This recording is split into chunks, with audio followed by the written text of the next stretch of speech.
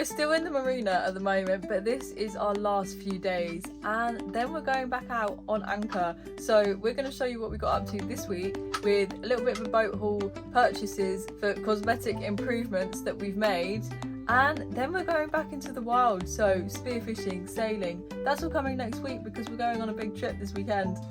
We've had a very busy day today. We have spent 5 hours in the car. We have made some purchases and it's very exciting. This is the first one. Woohoo! We can have an air fryer. We have anything we want now because we have a 3,000 watt energy inverter. We're gonna get a coffee machine. Oh, that's exactly what we needed it for.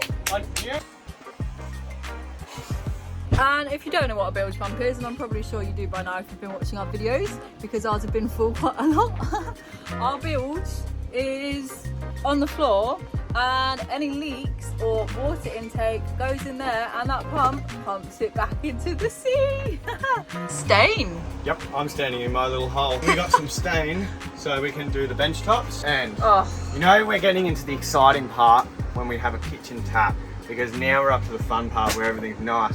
And this is our next one. This is going to be our feature wall colour and our bench top colour. Showing the screwdriver anywhere? It's called... Hi! Ooh, you ready? Yeah.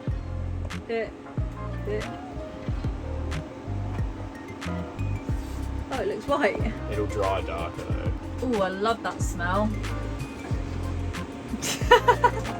And if you've watched any of our videos, you will probably have noticed in pretty much every single one, I make a complaint about the floor because it is disgusting.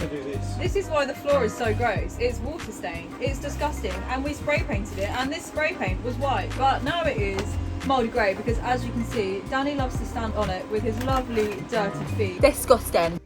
This is what the floor was actually like when we spray painted it to start with, but that was probably 8 weeks ago now, and it looked a lot better then than it does now. Now I'm going to show you the 4 floor samples which we have to choose from, because these are the ones in stock. But tell me which one you think we should choose, because Danny can't see it because he's colourblind. So what do you think? Number 1, number 2,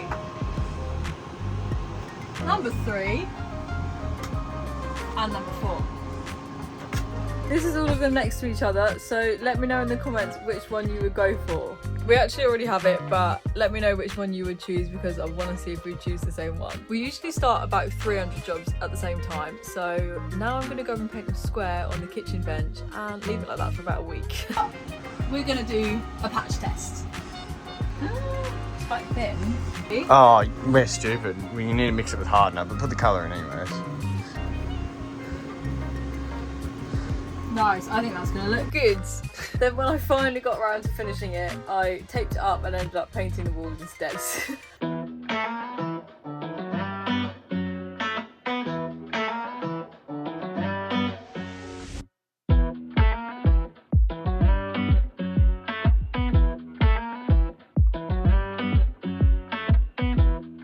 And this is the exact reason why I'm always covered in paint when I paint anything.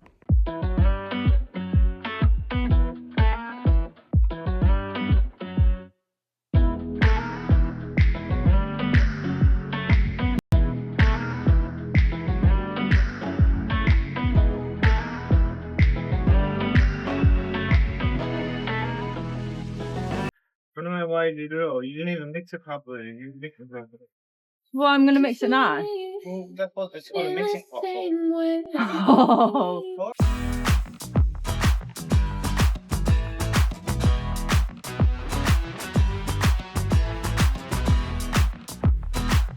Scary Alley. This is so Scary Alley, as you can see, was named by the old boat owner's grandchild. They must have had max capacity on this boat quite regularly. One of the grandkids had to sleep in there. She used to say to the guy, I don't want to sleep in Scary Alley, so they named it Scary Alley, so that's where it's got his name. Look. Oh, she must have hidden that little golden retriever, so I'm taking that as a sign from her that we should get a golden retriever. Say hi, Murphy. Can't wait to tell Danny.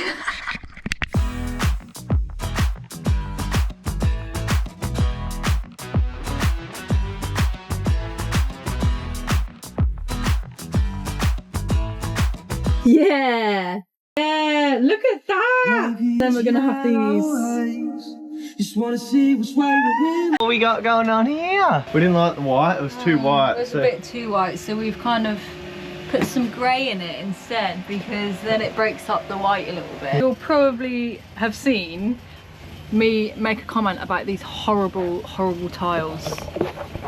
Yuck, just what is this? Okay, and also this. Ugh. It's finally the time for me to do something about it. I've got my hammer, got my chisel. Oh, what have I done there? I think it's quite smart to have my safety gear on. Ah. Yeah. Oh. I did it, right, look at this. How satisfying is that? That's a little bit. I'm gonna have to do that again now. This I'm thinking I need to probably, I'm gonna say I'm gonna sand that down. Then I'm gonna put our nice new tiles on. I'll show you when I'm done.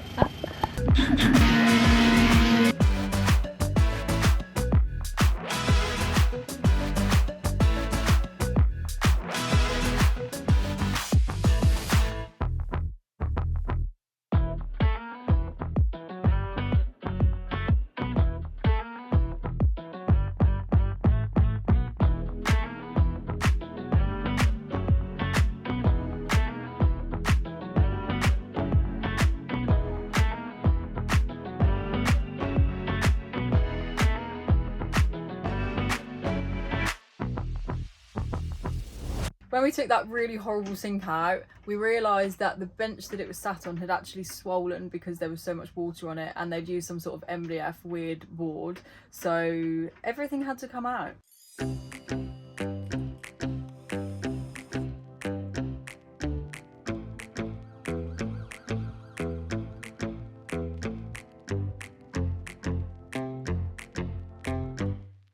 We need a new bench, eh?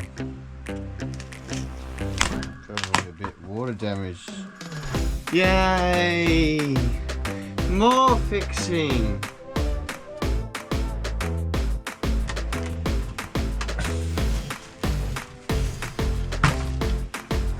I might leave a battery with you tomorrow back anyway.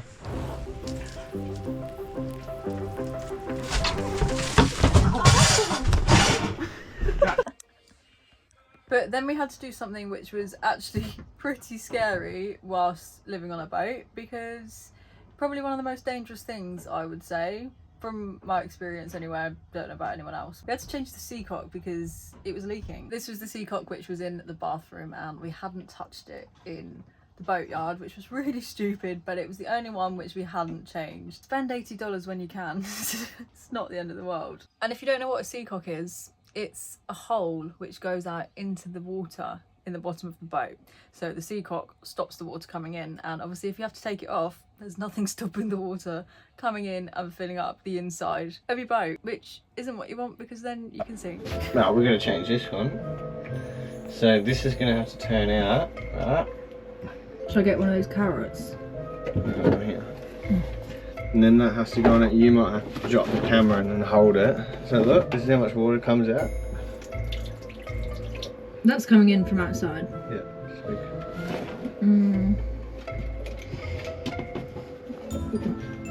Okay. Is this really stupid? Probably.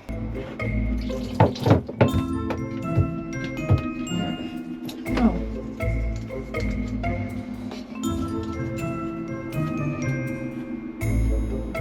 And to get this one. It's still leaking.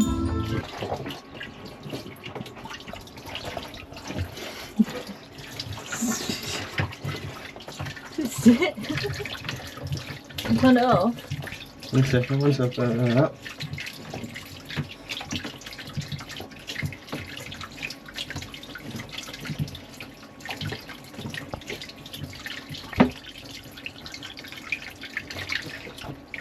Wow. Good job. But now I'm sat here watching that video. Was that really dumb not to have the seacock closed whilst it was being twisted on? Would that have worked? Would that have stopped some of the water coming in? Let me know in the comments if you have any clue. But getting that done meant we could put the hose, well, I say we, Danny could then put the hose in to connect the sink up, the new bathroom sink, which I'm so happy about. And now the bathroom is like 99.9% done. But if you take one thing from this video, make sure if there's a part which should be replaced, just do it if it's going to be really cheap to do. We'd replaced every single thing in our Bilge, but the one part that we hadn't was corroded on the bottom, and we couldn't work out why the Bilge was not pumping the water out properly. And that was because the water was getting pumped through this pipe, but there was a corrosion hole on the bottom of it which we couldn't see, and it was coming out of that hole and just going straight back into the Bilge. We have found an issue that, well, this is the one-way valve for the Bilge, and we've replaced the Bilge pump, we've replaced the hoses, we've replaced the float switch, and now we have to replace the one-way valve because it's corroded through. Yeah, that is crazy. Because we're so close to being done with the boat, we wanted to make sure everything was just all good and we weren't going to have any issues. So our friend who helped us with the cutlass bearing came over. He's just started his new business in Airlie Beach, so go check him out on Instagram, give him a follow. These are the list of services that he provides, and he's very good at what he does. I'm going to put the link to his Instagram in the description, but also try and scan this QR code because it should take you straight there. But anyway, this is what we got up to. So, winches. Yeah. Oh my goodness. So how do you get that off? Bit of yeah, persuasion.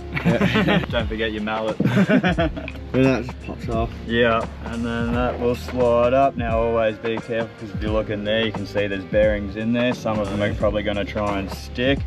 That's the ones that fall half out when you've got it up. But yeah, so you can see that's not real lubey in there. Yeah. That grease has just gotten salt water in it and become sticky, disgusting up. So that would make winching really hard as well. Like. This will for the outer body, how well that sort of the least lowering the resistance that this is traveling. Yeah. While this travels around, so making it spin freer, and then we'll get to it. But we got the bolts down. Yeah. Down, not the bolts, the gears down there. Help the winch move a lot smoother. So these ones look like they're pretty straightforward. Just need to grab an Allen key and go 1, 2, 3, 4. Nice and easy. You can see that there's a lot of water in there, eh? A lot of water, a lot of crap. Yeah, a lot of wet grease, which just goes to crap. And then we'll start to pull it apart bit by bit and clean her up. Too much grease in there, man. That's way too much. Soaking everything in a bit of fuel at the moment. We'll clean it all up, wipe all the grease and shit away. Yeah. Because yeah, the grease is what's going to stop those pulls from working. Then he serviced the whole engine for us, changed the oil, all of that, made sure there were no leaks or anything, and then we took it out for a test drive to see how it would go. Sorry if you're a bit confused, this was actually before last Monday's episode, so this was the actual first test of the engine. Tanya shrunk. That's the noise there, eh? Noise there, eh? Did you hear that noise? Yeah, that's that intermittent just off neutral. Yeah, it's just at that low speed though, like keep pushing it back. Like yeah, then it goes away, so... And that's a really light if it was doing it when it was fire revving, it would be walking slow. I have a feeling that if those walls were up, that wall was closed, you barely hear it. I feel like that's been there the whole time. Yeah. Do you think? If you're looking visually and nothing visually is... Yeah, I mean like there's a little bit of movement there, but it's nothing to be like, oh. The noise that we're talking about is actually us putting it into reverse. So we've never been in a marina before apart from this last month. We've never really reversed the boat, so when we put it in reverse and we heard a funny noise, we weren't sure what it was. But also we had the walls down in the engine, so there wasn't as much insulation, so I think that also had an impact. But it's all good, the noise was fine. We're going for a drive to see if the boat works. Go that too high. Just yeah, fuck it. I mean, you can still keep it in gear, but yeah, let the wind do the work. Stress about that one.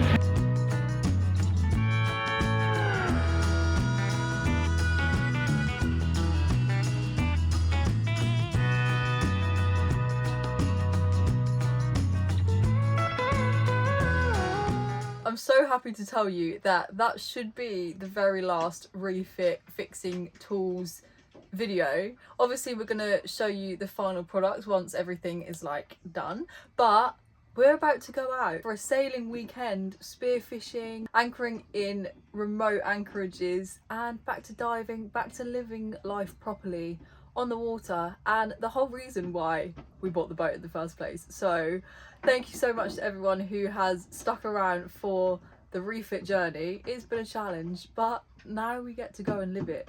See you next Monday.